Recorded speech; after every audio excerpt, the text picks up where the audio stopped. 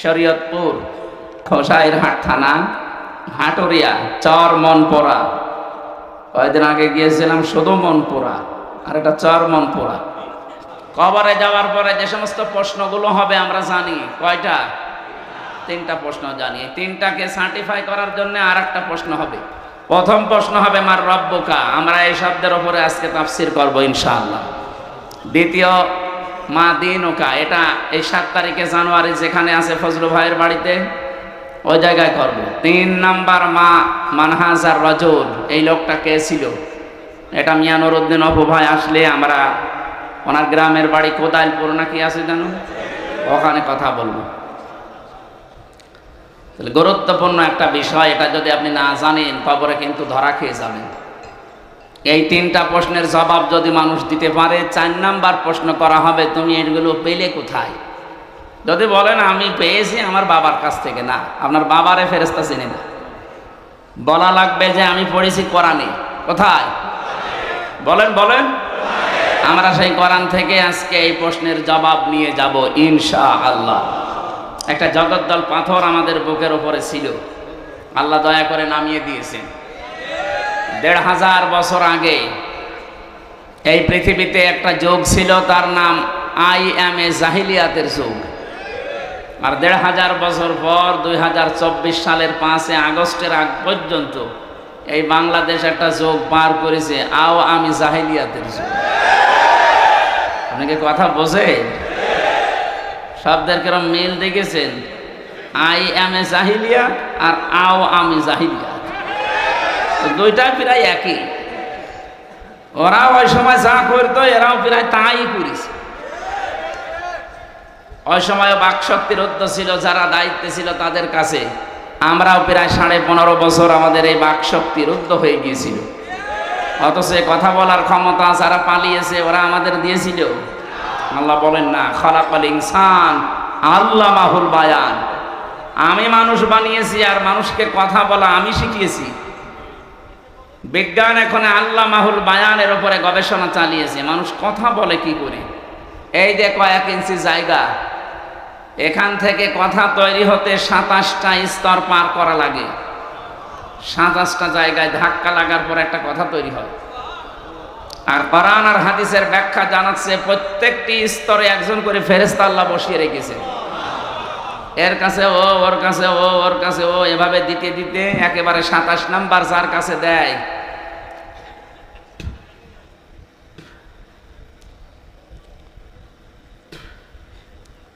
ও আসে তখন এই মুখের গর্ত দিয়ে কথাটা বের করে দেয়।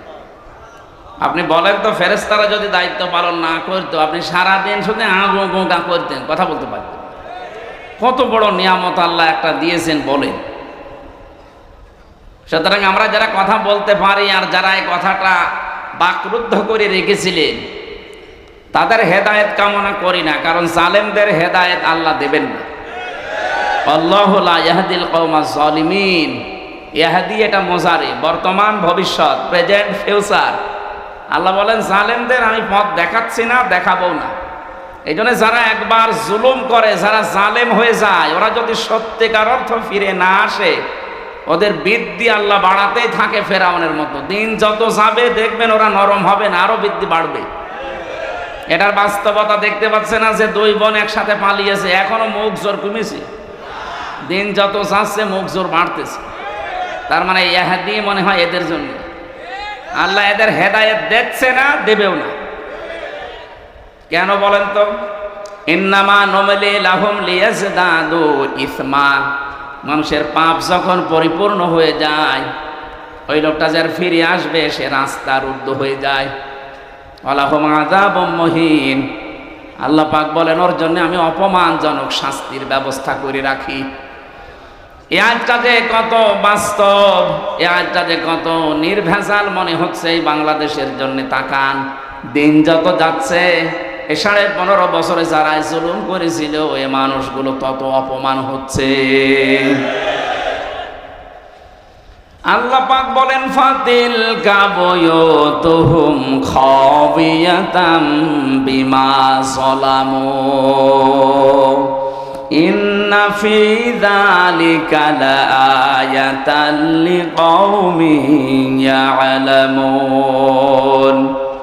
সূরা নমলের 53 নম্বর আয়াত, 19 নম্বর পারার 20 নম্বর পৃষ্ঠার 7 নম্বর লাইনে আছে। এটা তাফসিরে ফি জিলালিল কোরআনে পাবেন। আল্লাহ যেন তার এই আঙ্গুল দিয়ে এভাবে শরীয়তপুরের মানুষদেরকে দেখাচ্ছে, ফাতিলকা বুয়ুতুহুম, এই সেই ঘর, খাওয়াবিয়াতান, আল্লাহ জনশূন্য করে দিয়েছেন, সার শূন্য করে দিয়েছেন, ওজাড় গৃহ বানিয়ে দিয়েছেন, বিমা জলামো, তাদের জুলুমের কারণে। 64টা জেলা এদেশে, 630টা থানা আছে। যারা দায়িত্বে ছিলে তাকান, অধিকাংশ জালেমদের বাড়িতে অফিসে টর্চার সেল ছিল।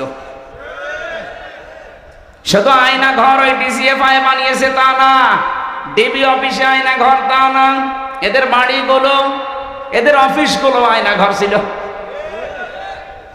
আল্লাহ বলেন এই জুলুমের কাজ কারবার যেখান থেকে পরিচালিত হতো, যেখানে জুলুমের দুর্বিসন্ধি হতো, মানুষকে কষ্ট দেওয়ার জন্য যে জায়গাগুলো ব্যবহার হতো, হে নবী আপনি একটু তাকান না কেন, ওই বাড়ি ঘরগুলো আমি আল্লাহ সার শূন্য করে দিয়েছি। এর বাস্তব প্রমাণ বাংলাদেশের জালেমদের বাড়ি ঘর আর অফিসগুলো। আমার কুষ্টিয়ার হানিফ সাহেবের বাড়ি আগস্টের 5 তারিখের বিকাল 5টা বাজতে বাজতে ইট ও মানুষ খুলে নিয়ে চলে গেছে। আমি গতকালকে আসার সময় বাড়ির সামনে দেখলাম, আল্লাহ কি অবস্থা, বাড়ি আল্লাহর এই খাওয়াবিয়াতান শব্দের সাথে মিলে গেছে। আল্লাহ পাক যেন দেখাতে চাচ্ছে, বাড়ির দিকে তাকান, এটা জনশূন্য করে দিয়েছি, সার শূন্য, এটা উজাড় গৃহ, মানুষ এখন জাতীয় টয়লেট বানিয়েছে। জাতীয় টয়লেট কেন বললাম,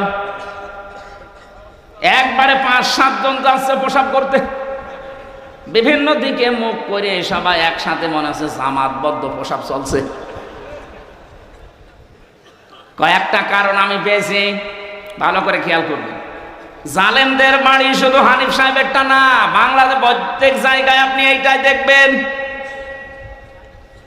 আপনাদের গোপালগঞ্জ, শরীয়তপুর, মাদারীপুরে হয়তো হালকা পাতলা হয়েছে, কিন্তু এগুলো সব চাইতে বেশি হয়েছে চট্টগ্রাম বিভাগে।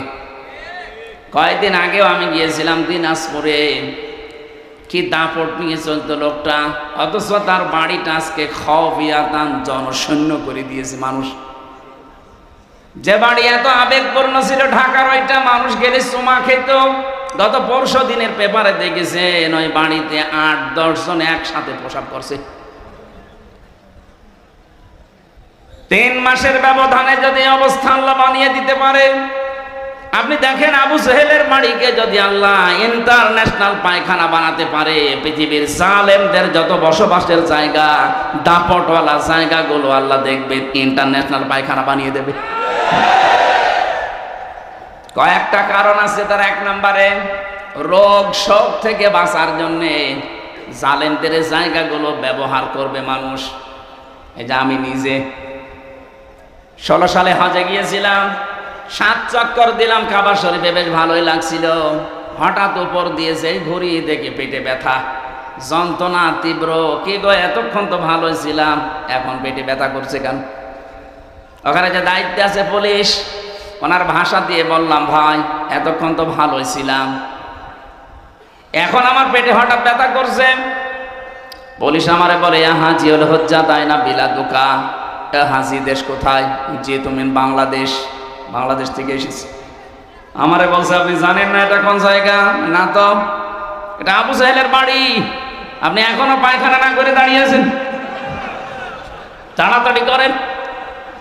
সত্যি কথা, যে কোরআন শরীফ আমার সামনে, পায়খানা করে দেখি আমার পেটের ব্যথা ভালো হয়ে গেছে।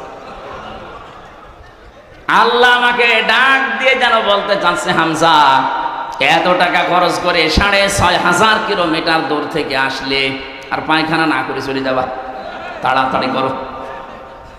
আমারও তো মনে হচ্ছে বাংলাদেশে যাদের পেটে ব্যথা হবে, প্রসাবে সমস্যা হবে, জালেমদের ওই বাড়িতে করলে আল্লাহ মনে হয় ভালো করে দেবে।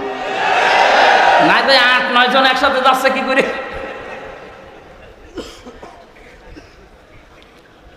এখান থেকে শিক্ষা কি? আল্লাহ বলেন ইন্না ফি যালিকা লা, এখানে আরবি গ্রামার যারা বসে লামে তাকিদ, ইন্না ফি যালিকা লায়াতাল লিকাউমি ইয়ালামুন। যারা জ্ঞানী মানুষ, যাদের জ্ঞান আছে, যাদের এলেম আছে, এই মানুষগুলো এখান থেকে অবশ্যই শিক্ষা নেবে। এটা আল্লাহর একটা আয়াত, নিদর্শন। জালেমদের বাড়িকে যদি আল্লাহ সার শূন্য করে দিতে পারে, জনশূন্য করে দিতে পারে মাত্র 3 মাসের ব্যবধানে, আগামীতে যারা চেয়ারে বসবে এরা যদি জালেম হয়, তাদেরও বাড়ি আল্লাহ উজাড় গৃহ বানিয়ে দেবে। এটা আমরা আর চাই হয় যেন জালেম হয়ে না যায়।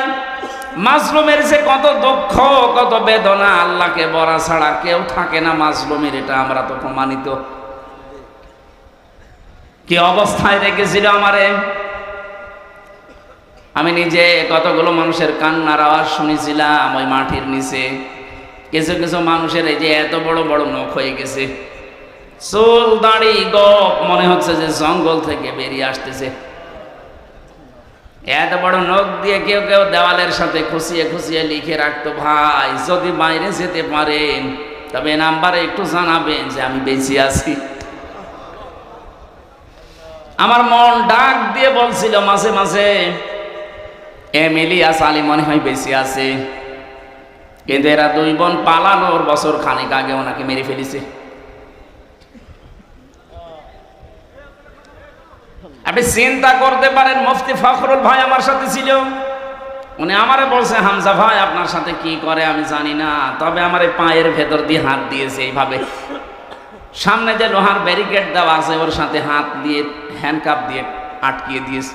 আরে 5 মিনিট 10 মিনিট না, বছরের পর বছর, 1-1.5 মিনিট 2 মিনিট সময় দিত টয়লেট করার জন্যে।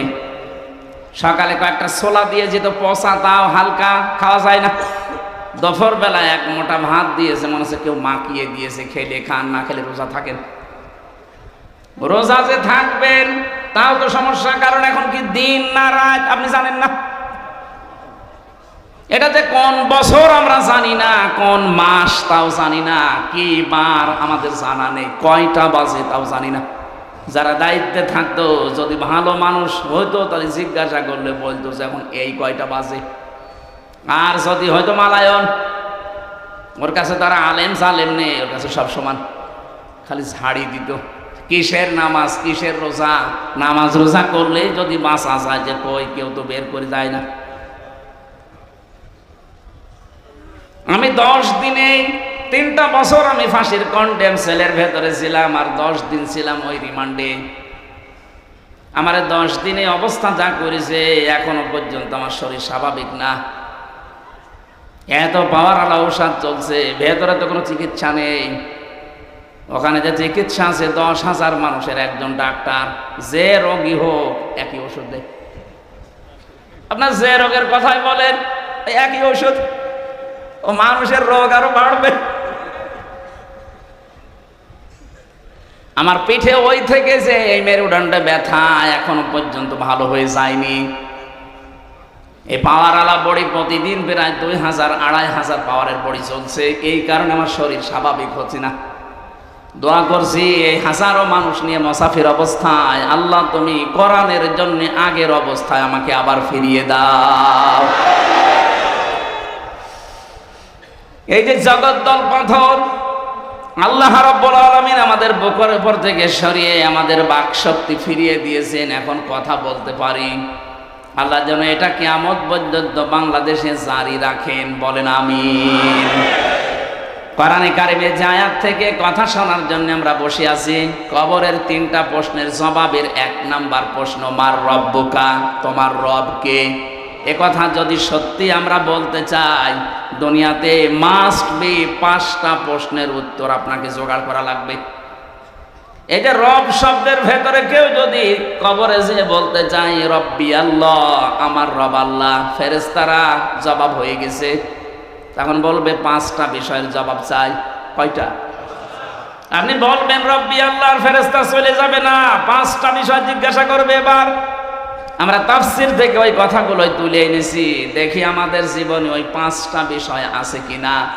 যদি থাকে তাহলে আপনি কবরে বলতে পারবেন রব্বি আল্লাহ, আমার রব আল্লাহ। আর যদি 5টা 4টা পারেন, একটা পারবেন না, কবরে আপনার মুখে আটকে যাবে, বলতে পারবেন না। তখন বলবেন লা আদরি, আমার কিছু জানা নেই। যেই বলবেন জানা নেই, ফেরেশতা বলবে নিয়ে আয় মুগুর, পিটাতে থাক। আমরা যেন ধরা খেয়ে না যাই, এই জন্য আজকের এই আয়োজন। এত কষ্ট করে ইমন ভাই সহ, টিটু ভাই সহ যারা এই আয়োজনে আঞ্জাম দিয়েছেন, আমাদেরকে বাঁচাতে চান আমরা যেন কবরে ধরা খেয়ে না যাই। কথা বলে ঠিক কিনা? একেবারে নিস্তব্ধ হয়ে এবার শুনবেন, বলেন আউযু বিল্লাহি মিনাশ শাইতানির রাজিম, বিসমিল্লাহির রহমানির রহিম।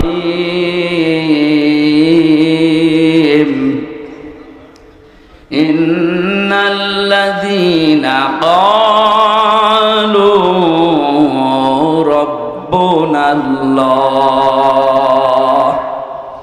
সুম্মা ইসতাকামু তাতানাজ্জালু আলাইহিমুল মালাইকা।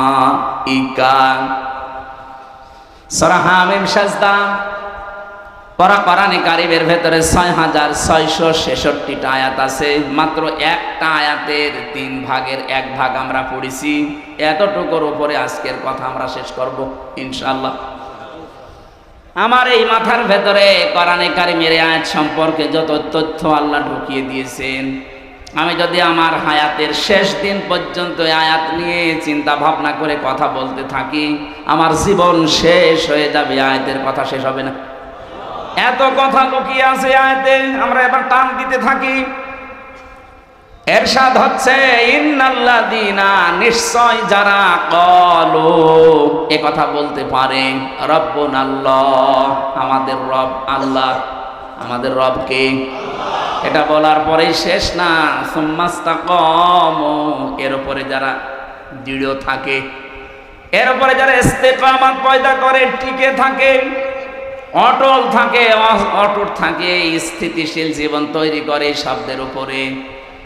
এই যে 2টা কথা বললাম, শুনতে যত সহজ মনে হচ্ছে, এই 2টা কথা মেনে জীবন চালানো অত সহজ না। কথা বলে না কেন? আয়াতে আল্লাহ আমাদের কাজ দিয়েছেন 2টা। যদি সত্যি এই 2টা কাজ আমরা দুনিয়ার এই ছোট্ট হায়াতে করতে পারি, আল্লাহর কসম, আল্লাহ পরবর্তী 3টা পুরস্কার অবশ্যই দেবেন। এবার আসেন তো, প্রথম শব্দ ছিল রব। রব মানে, আমরা অনেকেই মনে করি রব মানে আল্লাহ। আল্লাহ একটা নাম। রব শব্দের তাফসিরে সামারাইজ করে বানিয়েছি 5টি। আপনার এই জীবনে যদি প্র্যাকটিক্যাল লাইফে এই 5টি মিলাতে পারেন, কবরে আপনি নির্দ্বিধায় বলতে পারবেন রব্বি আল্লাহ, ফেরেশতা আমার রব আল্লাহ। আমি তাফসির থেকে বলছি। এবার 1 নম্বরে রব শব্দের শাব্দিক অর্থ বেশি। রব মানে সৃষ্টিকর্তা। রব মানে কি? 2 নম্বরে রব মানে রিজিকদাতা। 3 নম্বরে রব মানে মা'বুদ। 4 নম্বরে রব মানে আইনদাতা। 5 নম্বরে রব মানে অভিভাবক। এবার আসেন তো একটা করে আমরা কোরআনে কারিমের সাথে মিলিয়ে দেখি এই 5টা আমার জীবনে আছে কিনা। 1 নম্বরে রব মানে সৃষ্টিকর্তা, স্রষ্টা। সৃষ্টিকর্তা হিসাবে আমরা আল্লাহকে মানি। কথা বললেন না? আল্লাহ রাব্বুল আলামিন আমাদের যে প্রথম এই দুনিয়াতে আয়াত দিয়েছেন পড়ার জন্য, তার ভেতরে এই নামটা আছে, ইকরা বিসমি রাব্বিকাল্লাযী খালাক। আল্লাহ বলেন পড়ো ওই রবের নামে যিনি তোমাকে বানিয়েছেন, সৃষ্টি করেছেন। এখান থেকে কয়েকটা মাসলা বের হয়, আলেম যারা আছেন তাদেরকে বলছি। 1 নাম্বার, বিশ্ব নবী যেদিন নবুয়ত পান, তিনি 40 বছর বয়সে হেরা গুহায় ধ্যান করেছিলেন একাধারে 3 মাস। 3টা মাস ধ্যান করার পরে তাকে প্রথম আল্লাহ এই শব্দটা দিয়েছেন জিবরাইলকে দিয়ে। ফেরেশতা এসে বলে ইকরা ইয়া মুহাম্মদ, এ মুহাম্মদ সাল্লাল্লাহু আলাইহি সাল্লাম পড়েন। বলেন মা আনা বিকারি, আমি পড়তে পারি না। 3 বার বলার পরেও তিনি বলেন না, আমি পড়তে পারি না। ফেরেশতা জিবরাইল যখন বুকের সাথে চাপ দিয়ে বলেন ইকরা বিসমি রাব্বিকাল্লাযী খলাক, হে মুহাম্মদ পড়েন আপনার রবের নামে যিনি আপনাকে বানিয়েছেন। তাফসীরের কিতাবে আছে ফি জিলালিল কোরআনে, মুহাম্মদ রাসূলুল্লাহ এক সেকেন্ড আর দেরি করেন না, এবার 5টা আয়াত জিবরাইলের সাথে সঙ্গে সঙ্গে পড়েছিলেন। আমার প্রশ্ন হচ্ছে, তিনি 3বার জিজ্ঞাসিত হলেন যে পড়েন পড়েন পড়েন, 3বারই বললেন মা আনা বিকারি, আমি পড়তে পারি না। 4র্থবার কি এমন বললেন যে তিনি পড়া আরম্ভ করেছেন? শুধু পড়েননি, 5টা আয়াত একাধারে পড়েছিলেন। জবাব, আমি যতগুলো তাফসীর বিশ্ববিদ্যালয়ে থাকাকালীনের সাথে মিলিয়েছি, প্রতিটি মুফাসসির লিখেছেন বিশ্বনবী পড়েছিলেন এই কারণে, কারণ এতক্ষণ জিবরাইল পড়তে বলেছে কিন্তু কার নামে এটা বলেনি। যেই বলেছে রবের নামে পড়েন, নবীজি আর 1 সেকেন্ডটা দেরি করেনি। এটা যেন বলতেই চাচ্ছিলেন ইয়া আখি জিবরাইল, হে ভাই জিবরাইল, বারবার খালি পড়তে বলেন যে কার নামে পড়বো। আমি তো আর গরু ছাগলের নামে পড়তে পারি না, দেবদেবীর নামে পড়তে পারি না, আমি বাবার নামে দাদার নামে পড়তে পারি না। আপনি পড়তে যখন বললেন বিসমি রাব্বিকাল্লাযী খালাক, ওই রবের নামে পড়েন যিনি তোমাকে বানিয়েছে। আমি কিন্তু দেরি করি নাই, আমার উম্মতদেরকে কিয়ামত পর্যন্ত আমি শিক্ষা দিয়ে গেলাম, পড়াশোনা যদি করতেই হয় রবের নামে পড়া লাগবে।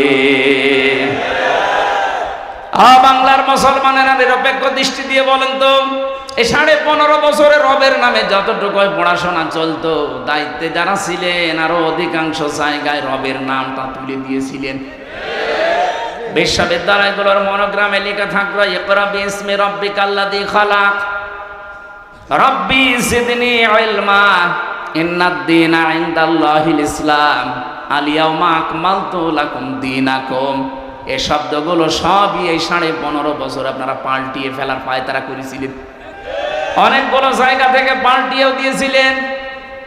পড়া যদি রবের নামে মুসলমান না পড়ে, কে হরের নামে পড়বে বলেন? যতগুলো সূক্ষ্ম ষড়যন্ত্র ছিল এই 15.5 বছরে, এই দাদা বাবুদের যতগুলো ষড়যন্ত্র আমাদের উপরে ছিল, তার 1 নাম্বার এইটা, আমাদের পুরা জাতিকে তারা আল্লাহর দিক থেকে মুখ ফিরিয়ে নাস্তিকতার শিক্ষা দেওয়ার জন্য রব থেকে ভুলিয়ে রেখেছিল। আপনি পড়েন কিন্তু রবের নামে না, একদম বাগদম ঘোড়াডম সাজে কি পড়বো আমি? হাট্টি মাটিম টিম তারা মাঠে পাড়ে ডিম, কি পড়বো আমি? আপনি তো পড়তে বললে এমন লোকের নামে, এমন সত্তার নামে পড়তে বলবেন যিনি আমাকে বানিয়েছেন। এবার আসেন তো, এই যে খালাক শব্দ, এটা রবের প্রথম অর্থ। রাব্বিকাল্লাযী খালাক, রবকে যিনি বানিয়েছেন। যিনি কি করেছেন? বানিয়েছেন আমাদেরকে কে? রব। বলেন বলেন। আমাদের আদি পিতা যিনি হযরত আদম আলাইহিস সালাম, তাকে শুধু আল্লাহ বানিয়েছেন মাটি দিয়ে। আমাদের কাউকে আল্লাহ সরাসরি মাটি দিয়ে বানাননি, বানিয়েছেন মাটির নির্যাস দিয়ে। হযরত আদম আলাইহিস সালামকে আল্লাহ বানাতে জিবরাইল, মিকাইল, ইসরাফিল 3 ফেরেশতা পাঠিয়েছিলেন জমিনে। একজনও মাটির কান্না দেখে মাটি নিয়ে যেতে পারে নাই। এটা তাফসিরে হাক্কানির ভেতরে আছে। শেষ পর্যন্ত আজরাইল এসে 1 খাবা মাটি নিয়েছিলেন, 1 খামসা। মুফাসসির বলেন 1 খামসার ভেতরে আজরাইলের মাটি ছিল 40 মণ। ফেরেশতাকে বললেন নিয়ে যখন এসেছো বানাও। তার সাথে 70,000 ফেরেশতাকে আল্লাহ সহযোগে বানিয়ে হযরতে আদমের এই দেহটা বানিয়েছিলেন শুধু 60 হাত লম্বা, 120 হাত লম্বা, 60 গজ, 36 হাত মোটা, বিশাল দেহ বানিয়েছে ফেরেশতারা ওই 1 মোট মাটি দিয়ে। আল্লাহ রাব্বুল আলামিন বলেন থাক, এবার যে চেহারা এটা আমি আল্লাহ নিজে বানাবো। কে বানিয়েছে? ওয়ালাকাদ খালাকনাকুম সুম্মা সাওয়ারনাকুম। আল্লাহ পাক বলেন তোমাদেরকে আমি বানিয়েছি, বিশেষ করে এই চেহারাটা, এখানে কারো হাত নেই। এই চেহারাটা আমি আল্লাহ নিজের কুদরতি হাত দিয়ে খুব শিল্পীর তুলির আকারে সাজিয়েছি। মানুষের চেহারা এই জন্য এত সুন্দর, তামাম দুনিয়ার যত সৌন্দর্য আছে সব চাইতে বেশি সুন্দর মানুষের এই চেহারা। মেয়েরা যারা এসেছেন, মেয়েরা এসেছে, সম্মানিত মা বোনদেরকে এখানে একটা মাসলা বলি। অনেকে রাগ হয়ে গেলে ছেলে মেয়েদেরকে বলে ফেলে তোর মুখে লাথি দেব, না, এটা কবিরা গুনাহ হবে।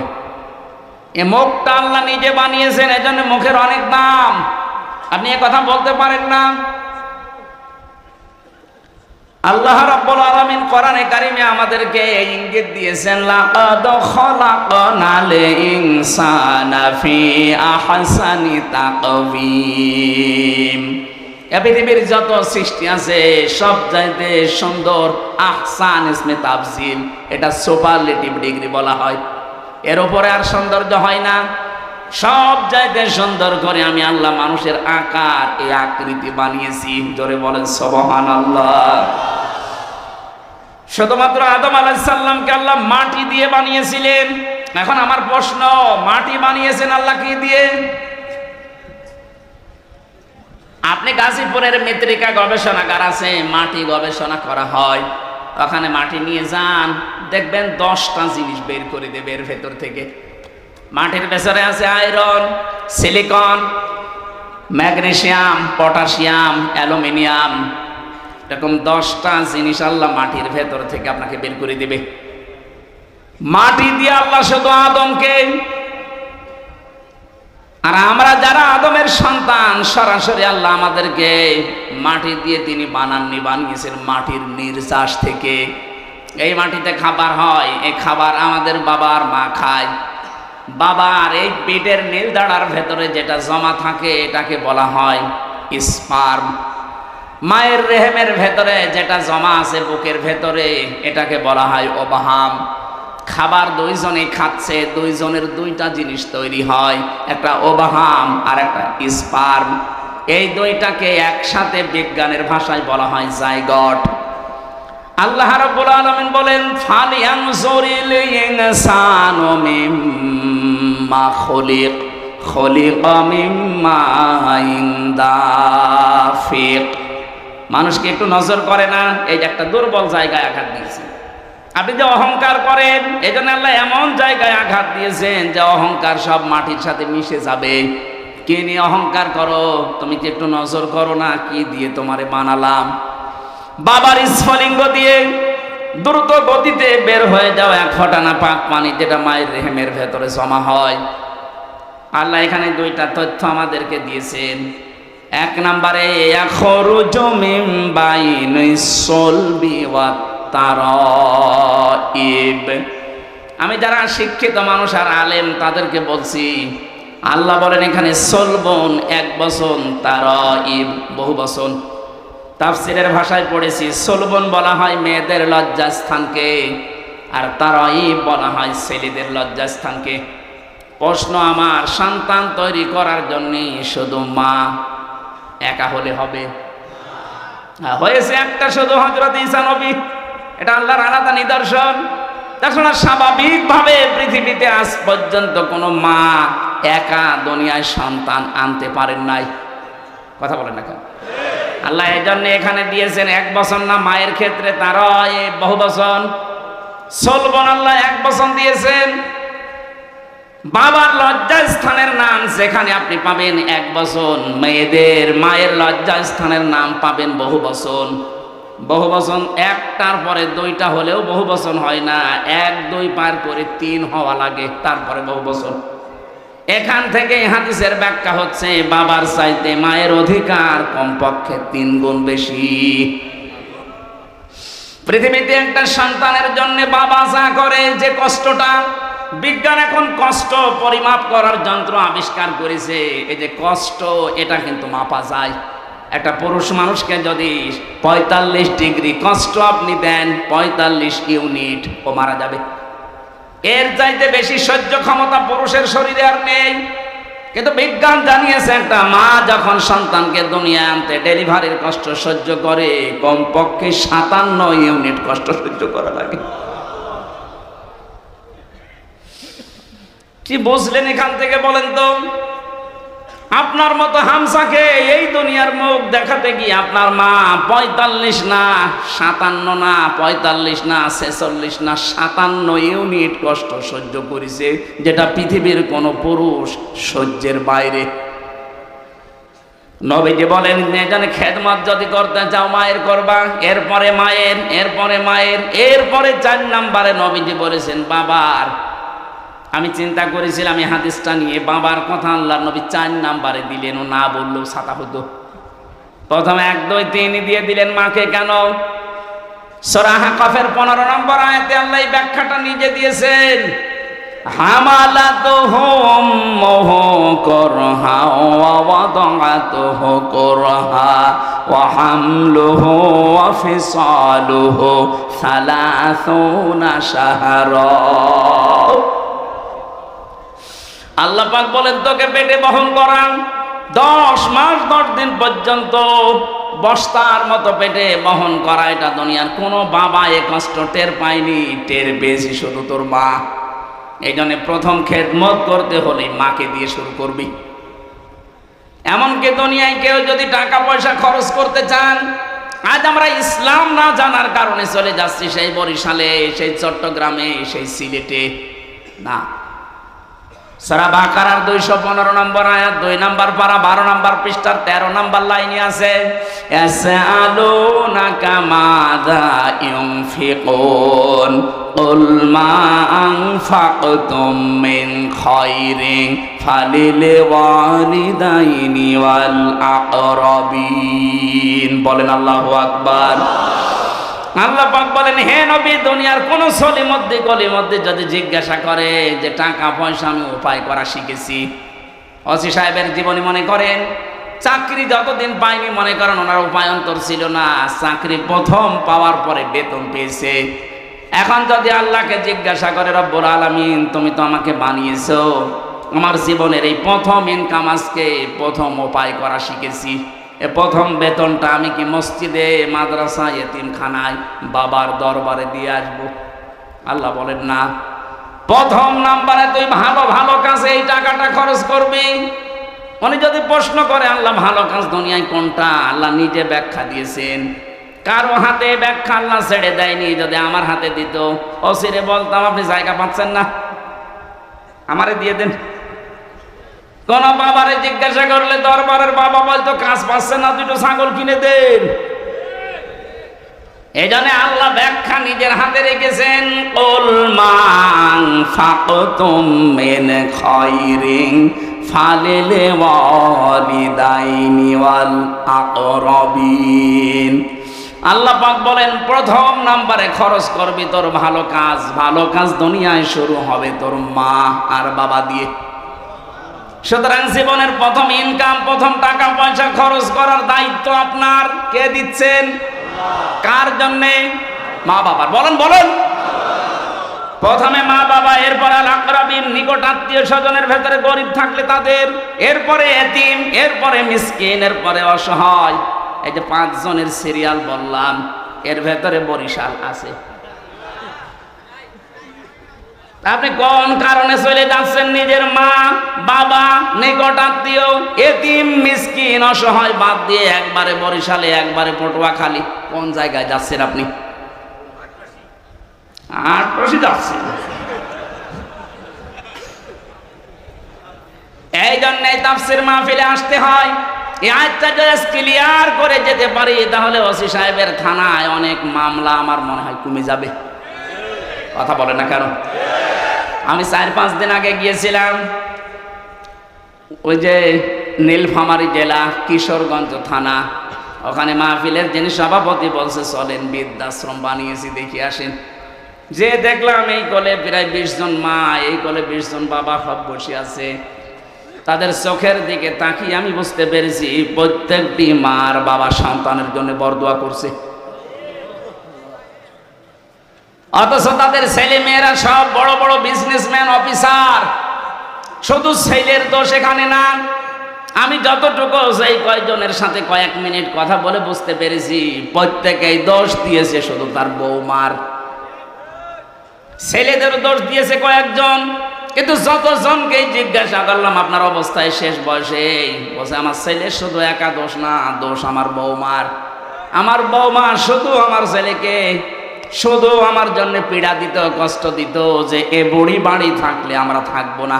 শেষ পর্যন্ত ছেলে বাধ্য হয়ে আমাদের বৃদ্ধাশ্রমে রেখে গেছে। আচ্ছা, তো 10টা মাস 10টা দিন এত কষ্ট সহ্য করেছে আমার জন্য এই মা। আল্লাহ ব্যাখ্যা দিতে গিয়ে বলেন, এত কষ্ট দুনিয়ার কোনো বাবা সহ্য করেনি। ওখানে যে বাবা মায়ের লাইনে 20 জন বসা দেখলাম, ওদের কি ছেলে মেয়ে নেই? বলেন, ওরা দুনিয়ার সন্তান জন্ম দিতে গিয়ে ওই 57 ইউনিট কষ্ট সহ্য করে নাই? কি জবাব দেবেন সন্তান হিসাবে আপনি? অথচ আপনি মসজিদে জমান নামাজে যে 200 টাকা 500 টাকা দিয়ে আসতেছেন, কে বলেছে আপনাকে মসজিদে 500 টাকা দিতে? ওখান থেকে 200 টাকা মায়ের জন্য দিলে আল্লাহর রাস্তায় সাদকা করা সওয়াব পেতেন। মা বাবাকে সমর্থ থাকার পরও যারা খরচ দেয় না, তাদের দেখাশোনা করে না, এই মানুষগুলোর জীবনের অন্য কোনো ইবাদত কবুল হবে না। আমি এটা বানালাম না। 4 জন মানুষের নাম ধরে গীবত করা জায়েজ আছে। তার ভেতরে প্রথম নম্বর ওই সন্তান, যে সন্তান নিজের সমর্থ থাকার পরেও তার মা বাবার খরচ দেয় না, তাদের খেদমত করে না। এই সন্তানের নাম বলে জনগণকে সতর্ক করা জায়েজ আছে, যে ও নিজের সন্তান হিসাবে এরকম, ও যেন কোনো দায়িত্বে যেতে না পারে। জনগণ সাবধান থাকবা। ও নিজের আসল জায়গায় যদি খরচ না করে, একবারে সিরিয়াল বাদ দিয়ে চলে যাচ্ছে চট্টগ্রামে। চট্টগ্রামতে 5 জনের ভেতরে 1 জনের নামও নেই। আছে? আপনি সিরিয়াল মেনটেন করেন, সিরিয়ালকে আমি বানালাম, কে বানিয়েছে? সুতরাং এইটা যদি বাংলাদেশে আমরা প্রতিষ্ঠিত করতে পারি কোরআনের এই আয়াত অনুযায়ী, বাংলার 630টা থানায় অনেক ঝামেলা ওসি সাহেবদের কমে যাবে। প্রতিদিন এরকম মা বাবার বিচারি করা লাগে মনে হয় 10-12টা করে।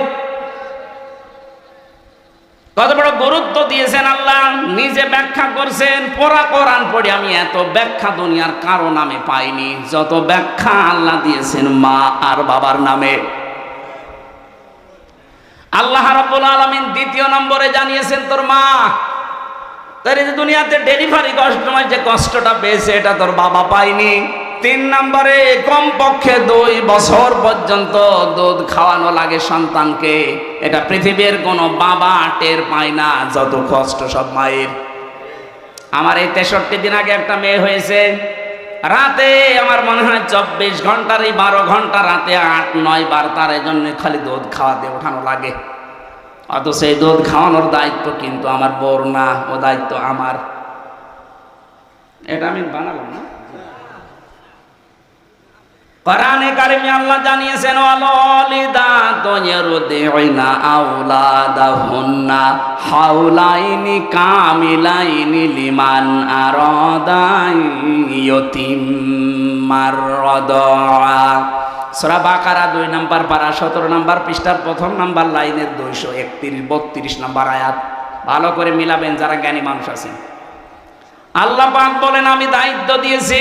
এখানে কিন্তু লিমান আরাদা ইয়াতিম্মার রাদা শব্দটা মুযাক্কার, মুয়ান্নাস না।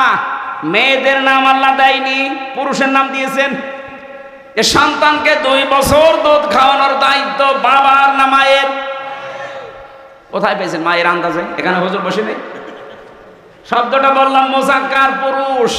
মায়ের নাম আল্লাহ দেয়নি। লিমান আরাদা, লিমান আরাদা ইয়াতিম্মার রাদা।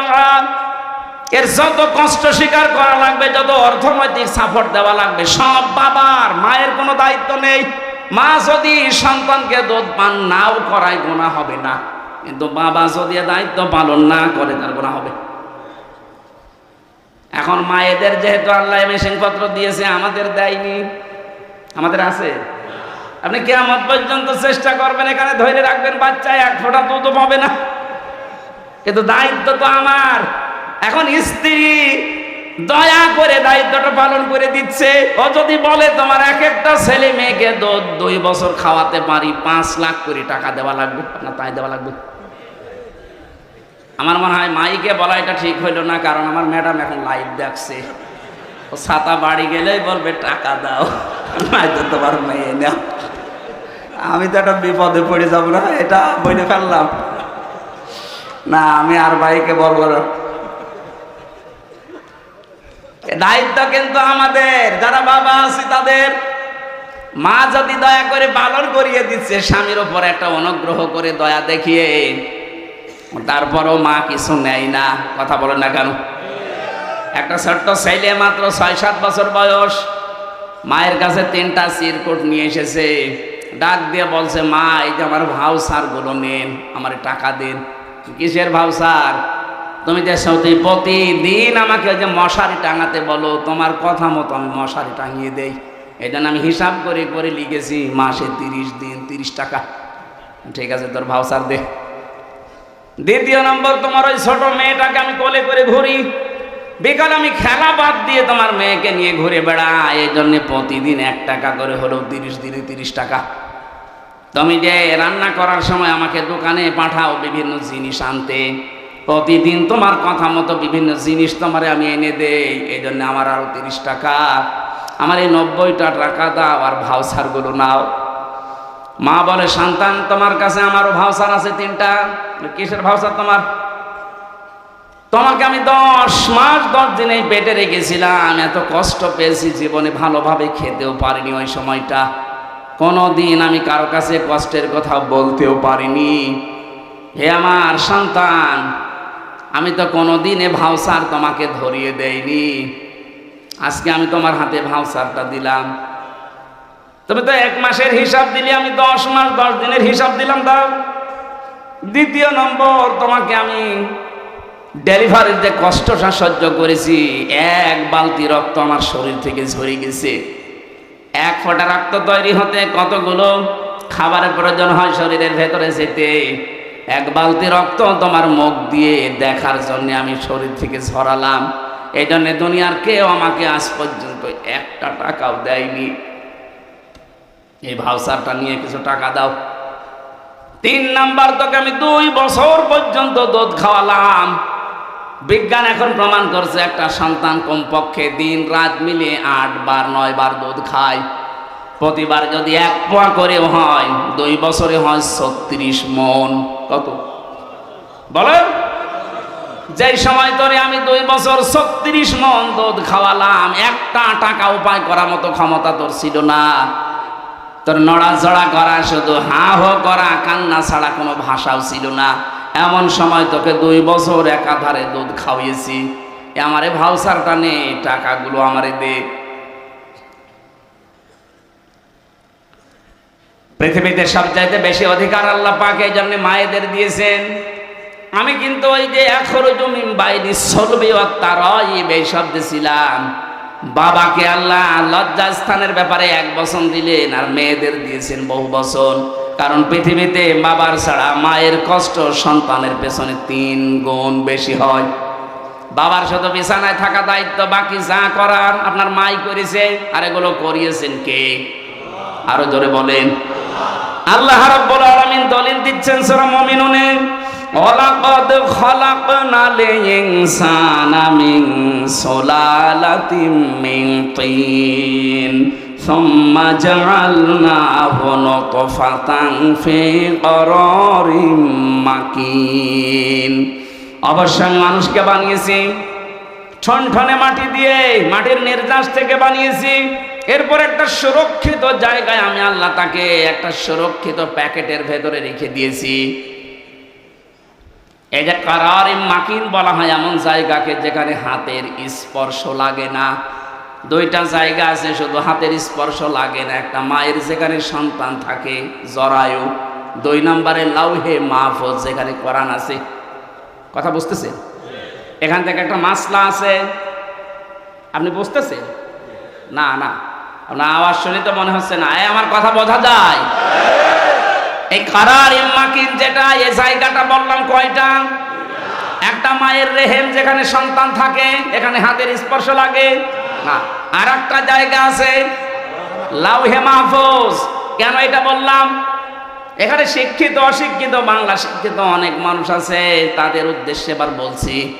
বিশেষ করে এটা আমি বাংলাদেশ, ভারত আর পাকিস্তান এই 3টা দেশে যেয়ে দেখেছি। পৃথিবীর বহু দেশে আল্লাহ আমাকে ঘুরিয়েছে, ওই সব দেশে এই ভেজালটা নেই। মাসলাটা বলার পর আমি নিরসন করতে চাই, একটু মিলাবেন। আজ যারা বাংলাদেশে বলে যে ওযু ছাড়া কোরআন শরীফ ধরা যাবে না, এই মাসলাটা দেওয়া হয় কি কথা বলেন না? এইটার জন্য তারা দলিল হিসাবে বেছে নিয়েছে সূরা ওয়াকিয়ার ৭৭, ৭৮, ৫৯ নম্বর, ৬৯ নম্বর আয়াতটা। আল্লাহ পাক বলেন ইন্নাহু লাকুরআনুন কারীম ফি কিতাবিম মাকনুন লা ইয়ামাসসুহু ইল্লাল মুতাহহারুন। ওসি সাহেবের কাছে বিভিন্ন ধরনের মানুষ যেহেতু আছে, আমি ওনাকে উদ্দেশ্য করে বলছি জ্ঞানের জন্যে। আল্লাহ বলেন এটা সম্মানিত কোরআন, এটা সুরক্ষিত করা আছে সংরক্ষিত জায়গায়।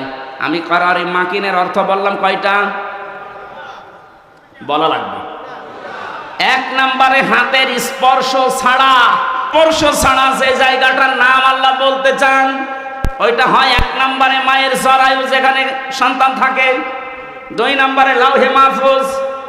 এ জায়গা ছাড়া আর হাতের স্পর্শ লাগে না এমন কোন জায়গার নাম বলেন আপনি পারবেন না। মায়ের রেহেমের ভেতরে যেহেতু সন্তান, এমন জায়গা আল্লাহ প্যাকেট করে রেখেছেন কোনো হাতের স্পর্শ ওখানে লাগতে পারে না। এখানে যেহেতু কোরআনের বিষয় আল্লাহ কথা বলতে চান, তাহলে মায়ের রেহেম এটা হবে না, কারণ এখানে কোরআন, এখানে কোরআন থাকে। আমি মনে হয় কথা বোঝাতে পারি না। মায়ের রেহেম যেখানে সন্তান আমরা ছিলাম ওখানে কি কোরআন থাকে না? তাহলে দ্বিতীয় অর্থ হবে সেই লাহে মাহফুজ, এখানে যেহেতু কোরআন আছে, তাহলে এই জায়গাটাও হাতের স্পর্শ আমাদের লাগে নাই। আল্লাহ বলেন লা ইয়ামাসসুহু, টান আছে, লা ইয়ামাসসুহু। যারা আরবি গ্রামার বোঝে, হোর ইঙ্গিত মারজা, এ দুনিয়ার কোরআনের দিকে না, মায়ের ওই জরায়ুর দিকে না, রেহেমের দিকে না, এটা হচ্ছে লাউহে মাহফুজের দিকে। আল্লাহ বলেন লা ইয়ামাসসুহু, ওই কোরআন স্পর্শ করে না ইল্লাল মুতাহহারুন, মুতাহহারুন ছাড়া। এখন মুতাহহারুন কি? মুতাহহারুন শব্দের অর্থ দুইটা, একটা হচ্ছে পবিত্রতা, ২ নম্বরে নিষ্পাপ। ও বাংলার মুসলমানেরা বলেন তো, এই পৃথিবীতে ১০০ ভাগ পবিত্র ১০০ ভাগ নিষ্পাপ কোনো মানুষ হতে পারে? যে কোনো সময় আপনি নাপাক হবেনি, কথা বলেন না কেন? তো স্বপ্ন দোষ আপনার বলি বই আসবে, যদি হয়ে যায় আপনি নাপাক হয়ে গেলেন। হ্যাঁ, ফেরেশতারা একদিকে নিষ্পাপ আর একদিকে পবিত্র, এটা মানতে অসুবিধা আছে? বলেন বলেন। তাহলে আল্লাহ এই আয়াতগুলো দিয়ে ইঙ্গিত দিয়ে যেটা বোঝাতে চাই, এই কোরআন শরীফ না, ওটা লাউহে মাহফুজের কোরআন। যে ওখানে যারা ধরে ওরা একদিকে পবিত্র আর একদিকে নিষ্পাপ। অথচ এটা আমরা চাইনি, দুনিয়ার দিকে মিলিয়ে কোরআন থেকে জাতিকে দূরে সরিয়ে রাখার একটা সূক্ষ্ম ষড়যন্ত্র। হ্যাঁ, আমি আপনাকে বলছি আরবি টু আরবি যেটা কোরআনের আকর্ষণের জন্য, সম্মানের জন্য আপনি ধরবেন না। যদি গোসল ফরজ হয়ে যায়, স্বামী স্ত্রীর ব্যবহার, স্বপ্ন দোষ, এরকম কোন গোসল ফরজের কাজ হয়ে গেলে আরবি কোরআন ধরবেন না। কিন্তু ব্যাখ্যা করা আছে ইংরেজিতে, ব্যাখ্যা করা আছে বাংলায়, ব্যাখ্যা করা আছে উর্দুতে। আপনি কোরআন শরীফের ব্যাখ্যা বিশ্লেষণ তাফসীর আছে, ধরতে পারবেন না। কে বলেছে আপনাকে? এটা আমার মনে হয় ইহুদি আর খ্রিস্টানদের সূক্ষ্ম একটা ষড়যন্ত্র, আমরা যেন কোরআনের কাছে সবসময় আসতে না পারি। এর কাছে সবসময় আসতে না পারলে আপনি জীবনের গাইডলাইন পাবেন না।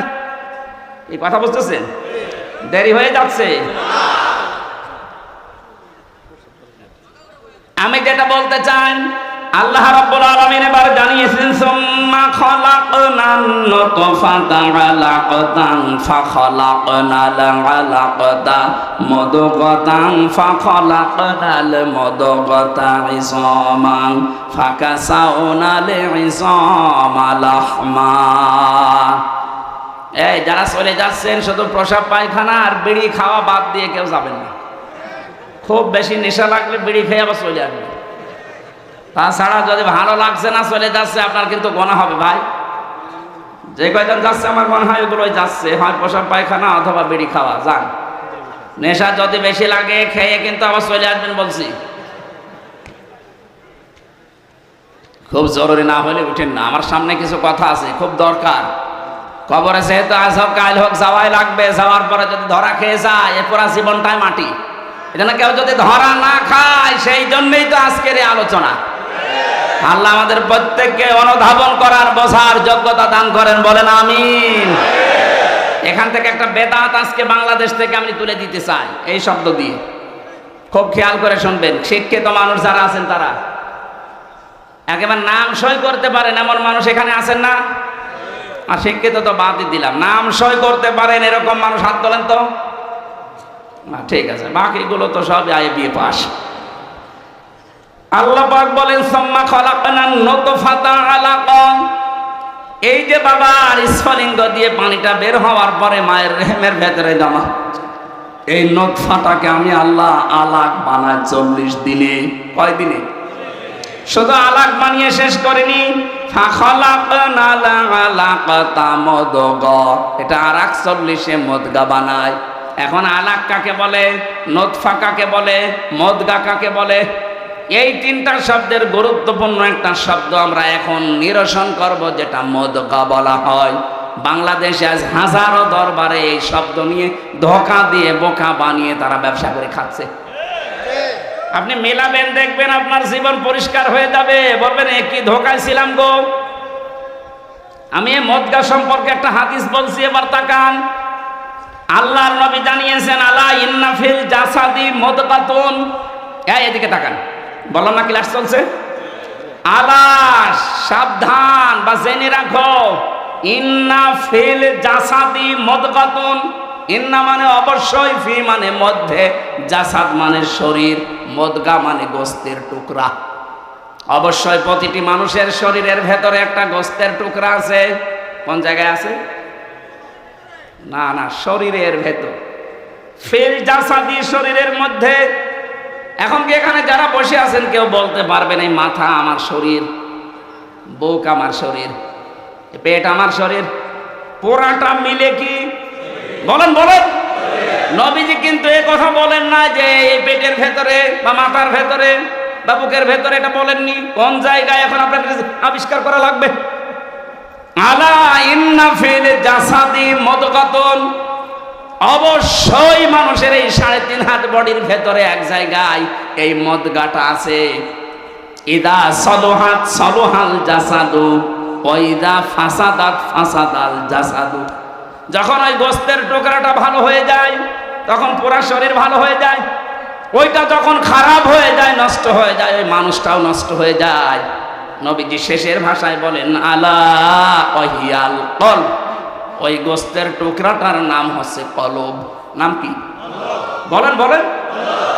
শব্দটা ছিল মুদগা। মুদগা শব্দ আপনি কম্পিউটারের কাছে যান, এই মুদগা শব্দ আরবিতে হোক, ইংরেজিতে হোক, বাংলায় হোক, পৃথিবীর 4,500 ভাষা আছে। যে ভাষায় লিখে ওর ভেতরে দেন, দেখেন মুদগা হওয়ার শর্ত বের করে দেবে।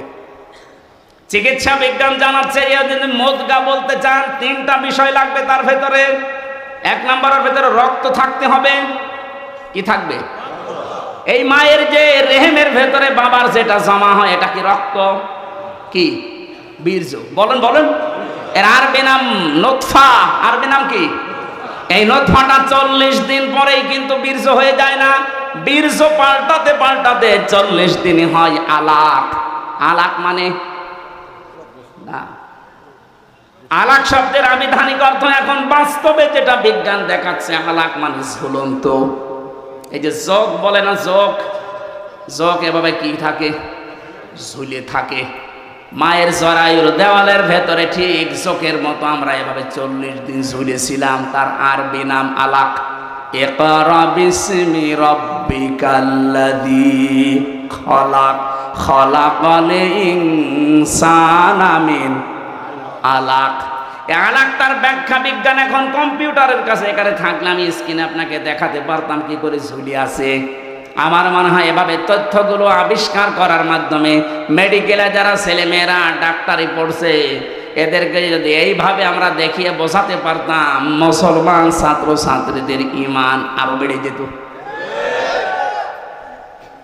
আলাক মানে ঝুলন্ত। 2 নম্বরে আলাক মানে জমাট বাঁধা রক্ত। আলাক মানে 3 নম্বরে চোখ, 99টা অর্থ আছে এই শব্দটার। এতটুকু আল্লাহ শেষ করে দেয়নি, বলে 3 নাম্বারটা জায়গায় যেটা মুদগা হয়, মুদগার প্রথম শর্ত হতে হলে ওই 40 দিন 80 দিনের পরে হয়ে যায় ওটা। প্রথমে রক্ত আসবে ওর ভেতরে, 2 নম্বরে চর্বি তৈরি হবে, 3 নম্বরে রাবারের উপরে কামড় দিলে একটা দোড়া কাটা ভাব তৈরি হয়। কি আপনি রাবারের উপরে কামড় দেন, একবার দাঁত বসে একটা দোড়া কাটা ভাব তৈরি হয়, ওইটা তৈরি হবে। এই 3টার সমন্বয়ে যেটা হয় তার আরবি নাম বলা হয় মুদগা। এবার আমার শিক্ষার বিষয় হচ্ছে, আমরা যে বাংলাদেশে আজ 68,000 পীরের দরবার থেকে কথা শুনি যে তোমার কলব পরিষ্কার করা লাগবে। ওরা বলে বাম স্তনের 2 আঙ্গুল নিচে একটা গোস্তের টুকরা আছে, ওইটার নাম কলব। ওটা যদি ধাক্কা মারো জিকির দিয়ে তাহলে ওটা পরিষ্কার হবে। কি বলে না?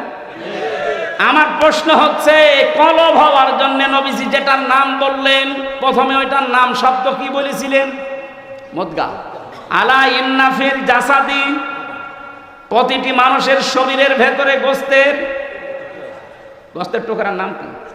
মুদগা। বলেন মুদগা হওয়ার শব্দ কয়টা? আরো জোরে বলেন। 1 নম্বরে রক্ত থাকবে, 2 নম্বরে চর্বি, 2 নম্বরে 3 নম্বরে দোড়া কাটা ভাব থাকবে। আপনি আমার উপরে রাগ না করে কোরআন আর হাদিস নিয়ে কম্পিউটারের সামনে বসে গবেষণা করে মিলান। আমি তো আন্দাজে বলছি না, পড়ে বলছি। আমারটা যদি ভুল হয় আপনার মানার দরকার নেই, আপনার বাবারটাই মানেন। কিন্তু আমারটা ভুল প্রমাণ করতে না পারলে আপনার ওই বাবার ব্যবসা বন্ধ করা লাগবে। আমি ব্যবসা বলছি এই কারণে, মুদগার সাথে শেষের শব্দটা ছিল আলা ওয়াহিয়াল কলব। নবীজি বলেন ওই গোস্তের টুকরাটার নাম কি? তাহলে মুদগা হওয়ার যে শর্তগুলো, এটার নাম যেহেতু কলব, আমরা যেহেতু কলব এই জায়গায় বলছি বাম স্তনের 2 আঙ্গুল নিচে, এবার এখানে আপনি বুক চিরে ওই গোস্তটা বের করেন, আপনি দেখবেন ওখানে হয়তো রক্ত আছে, গোস্ত আছে, চর্বি পাওয়া যাবে। রক্ত, গোস্ত, চর্বি, কিন্তু দোড়া কাটা ভাব আপনি পাবেন না। 3 নম্বরে শর্ত বিজ্ঞান মিলাচ্ছে।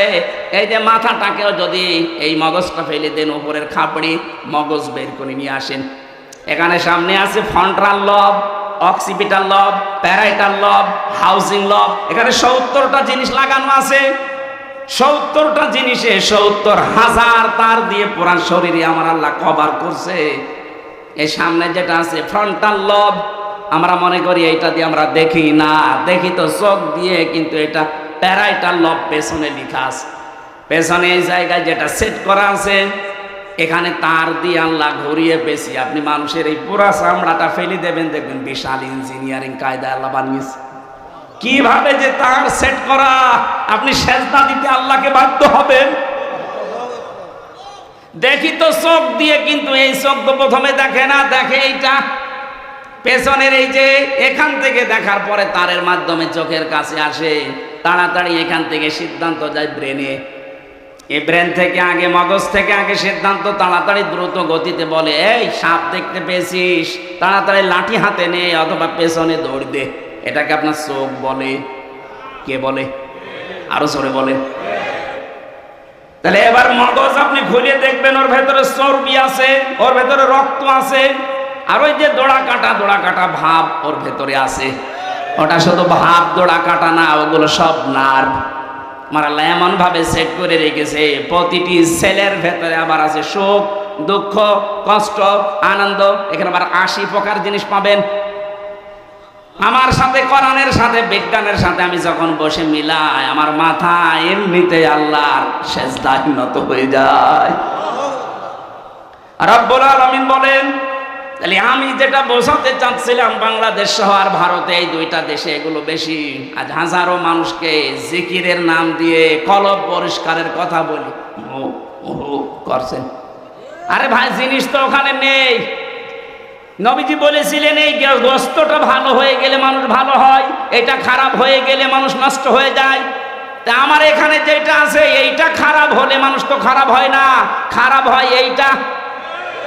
এর ভেতরে যেটা আছে, এইটা যদি কারো নষ্ট হয়ে যায়, তখন লোকটা পাগল হয়ে যায়।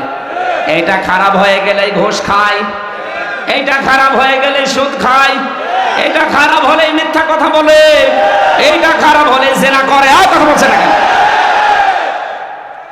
এটা যদি সত্যি আমরা আজ বুঝে ফেলি, বাংলাদেশে আজ হাজারো দরবারে উল্টাপাল্টা জিকির বন্ধ হয়ে যাবে। তাহলে যারা এই জিকিরের নাম নিয়ে কলব পরিষ্কারের কথা বলে বুক ব্যথা করাচ্ছে, তারা আমারে ভালো বলবে, বলবে যে হুজুর যেন আমার জেলায় আর না আসে, দেখা যাওয়ার ব্যবসায় ভাটা পড়ছে। আরে ভাই, বুক পরিষ্কার করে কি করবেন আপনি? এটা সাবান দিয়ে পরিষ্কার করেন, পরিষ্কার তো করা লাগবে। এইটা এই মোবাইলে এত তথ্য আমি এক জায়গায় করেছি আয়াত দিয়ে, যদি সত্যি আমাদের এইটা পরিষ্কার হতো তাহলে 15.5 বছর অত্যাচার করতো না। এইটা পরিষ্কার হলে 15.5 বছর আইনা ঘরে বা থাকা লাগতো না। আপনি বলছেন আইনা ঘর কি 10 দিনে আমার জীবন বিষিয়ে উঠেছে, অথচ ওখানে আমি 8 বছর 10 বছর 14 বছরের মানুষ পেয়েছি। ওখানে কবরের মতো জায়গায় আছে, আপনি তো টের পাচ্ছেন না, শুধু দরবারে বসে বসে হু হু করছেন। এইটা খারাপ হয়ে গেছে, এই কারণে মানুষ এত জুলুম করে। বিনা কারণে মিথ্যা মামলা দিয়ে ধরিয়ে দেয় ওনার কাছে, আবার নিজে ওনার কাছ থেকে টাকা দিয়ে ছাড়িয়ে নিয়ে আসে। এটা 15.5 বছর হয়নি, কিচ্ছু জানে না। ঘরে শুয়ে আছে, ঘুমিয়ে আছে, ঘুম ভেঙে দেখছে ওনার থানায়, কি গো তুই গাছ কেটেছিস, তখন স্বপ্নে। এইরকম মামলা চলছিল। কথা বলেন না কেন? আমার নামে যে মামলা ছিল এরকম গায়েবী মামলা, আন্দাজে, আমি কিচ্ছু জানি না। আমার বাড়ি থেকে ধরে নিয়ে আসলো, গ্রামের বাড়ি কুষ্টিয়ার হালসায়, অথচ পরের দিন পেপারে ওরা লিখে দিল যে ওনারা কুষ্টিয়ার মজমপুর থেকে। পুরা মিথ্যা। এখান থেকে যে মিথ্যা আরম্ভ হয়েছে, পুরা কেস 3 বছর, পুরাটাই মিথ্যা। মামলার আয়ু ছিল এই যে পাশে মাদারীপুরে ট্যাকের হাটে বাড়ি, ওনার আমি খুঁজতেছি, পাচ্ছি না। ওনার দোষ না, ওনারে দিয়ে করানো হয়েছে। কয়েকদিন আগে আমি কথা বলেছিলাম যে কি আমার মামলা তো সব ঢিসমিস হয়ে গেল, আপনি কোথায়? হুজুর আমারে মাফ করি। মাফ করবো মানে? আমারে যে 3 বছর ফাঁসির কন্টেম্প সেলে রেখে দিলেন, আপনাকে আগে 3 বছর রাখি, এরপরে বলেন মাফ করে দিন। বিশেষ করে আমার দায়িত্বে যারা ছিল রিমান্ডে, এসপি শেখ ইমরান, খুলনায় বাড়ি, আমি এই লোকটাকে ছাড়বো না, কারণ এই ইচ্ছা করলে আমার অনেক কিছু বাঁচিয়ে দিতে পারত। মোবাইলটা নিয়ে এমন এমন দৃশ্য উল্টাপাল্টা করেছে। আমার ম্যাডামের ছবি ছিল বিয়ের দিনের, ওইটা দেখে বলছে কি পূর্ণিমার ছবি আপনার? কিসের পূর্ণিমা?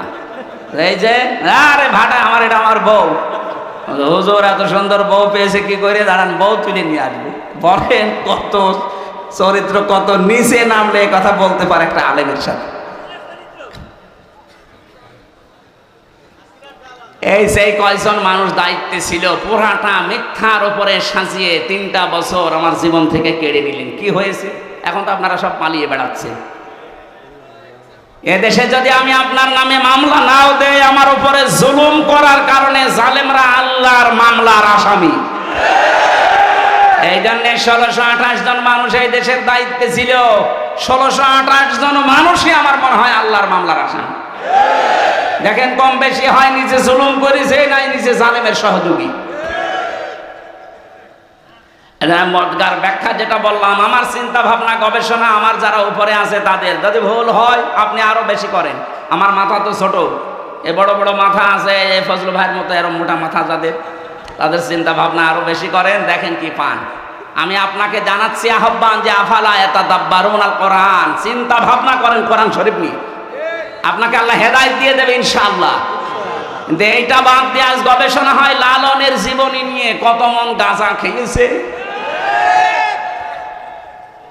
বাংলাদেশে লালন গবেষণাগার তৈরি হয়, আফসোস 96% মুসলমানের দেশে কোরআন গবেষণাগার নেই। এক কথা বলেন না কেন? বেশি সময় হয়ে গেল না? না, বেশি 1 ঘন্টার সময় চেয়েছিলাম, 1 ঘন্টা 10 মিনিট হয়ে গেছে। না, বলতে তো পারবো, এখনো কেবল একটা পয়েন্টও যায়নি। হ্যাঁ, আমি বলে যাই না? না, এই মানুষের এই মাথায় কথা ধরারও লিমিট আছে। এই যে 45 মিনিট করে ক্লাস নেওয়া হয় কেন? যারা ক্লাস নেয় বিশ্ববিদ্যালয়ে, ওদের জ্ঞান নেই তাই না? ওরা ক্লাস নিলে, ডক্টর লোকমান স্যার ক্লাস নিলে মনে হয় এই 45 মিনিট না 45 দিন চলে যাবে, আপনি টের পাবেন না। এত জ্ঞানী মানুষ, কিন্তু 45 মিনিটের পরে সরকার ওনারা আর ক্লাস নিতে দেবে না, আর একজন চলে আসবে, ওনারটা বাদ। কারণ মানুষের মেধায় কথা ধরার তো লিমিট আছে। আমি বলেই গেলাম, আপনি শুনিয়েই গেলেন, না, এভাবে দরকার নেই। ক্লাসের সিস্টেমে আমি কথা বলি, আর এইটাই নিয়ম। 10 মিনিট বলার পরে যদি 5টা কথা বাড়ি নিয়ে যেতে না পারেন, ও বলাও যা, না বলাও তা। আমি বই লিখেছিলাম ছেলে বসে বসে, যেগুলো লিখেছিলাম তার একটাই 3-4 দিন আগে পাবলিশড হয়েছে, এই সৃষ্টি জগৎ নিয়ে। এই মদগা শব্দের ব্যাখ্যা ওখানে আছে। এই গাড়ি কি আমার নাকি? এই গাড়িতে আমার লিখিত বইটা আছে, শিক্ষিত মানুষরা অবশ্যই নিয়ে যাবে। আজকের আয়াতের ব্যাখ্যা ওখানে করা আছে। আমি পড়াটা পারলাম না, 11টা বেজে গেছে। আমার 10টায় ঘুমানোর কথা ডাক্তারে বারবার বলে, আমি আজকে বাদ দিয়ে দিচ্ছি। আমি সাইদ ভাইয়ের ওখানে করব, বাকিটা দেখবো ইনশাল্লাহ। আজকের মতো 11টা অনেক রাত, আমি এত রাত পর্যন্ত জেগে থাকি না, 10টায় ঘুমিয়ে পড়ার নিয়ম। আল্লাহুম্মা আমিন।